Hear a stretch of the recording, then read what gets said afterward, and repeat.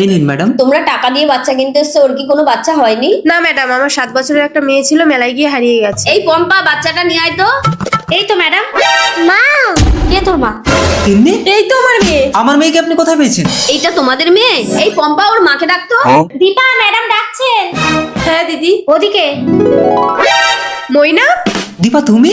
মইনা তুমি কি পাগল হয়ে গেছো? আমি তোমার দীপা। ওরা সবাই চক্রান্ত করে আমার মেয়েকে কিডন্যাপ করিয়েছে। তোকে আমার মতো দেখতে বলে তিন্নিকে আর আমাকে কিডন্যাপ করিয়ে আমার স্বামীর সাথে তুই সংসার করছিস। আচ্ছা তুই যদি তিন্নির আসল মা হোস, তাহলে আমাদের কাছে তিন্নিকে বিক্রি করছিস কেন? কারণ আমি চাই অন্তত মেয়েটা মইনাকের কাছে ফিরে যাক।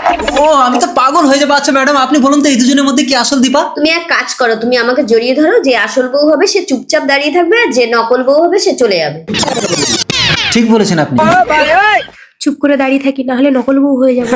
অন্তত নিজের চোখে আমি এসব দেখতে পারবো না। চলে যাই। আপনার আঙ্গুলটা কি সত্যি পচে যাবে আমার এই পবিত্র কোরআনকে? একটা লাইক, একটা কমেন্ট আর একটা শেয়ার করলে কমেন্টে বলেন আমি ব্যাগ দিয়ে আসবো ইনশাল্লাহ। তার মানে তুমি আমার আসল দীপা? ভুল। প্রকৃত স্ত্রী কখনো নিজের স্বামী অন্য মেয়েকে জড়িয়ে ধরলে দাঁড়িয়ে দেখবে না।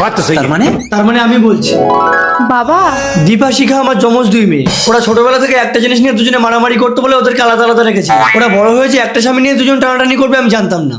আপনার নামে কমপ্লেন আছে, আপনি শিশু পাচার করেন। আমি না স্যার, শিখা ওই মেয়েটাকে এখানে নিয়ে গেছিল। এই চলে এসো।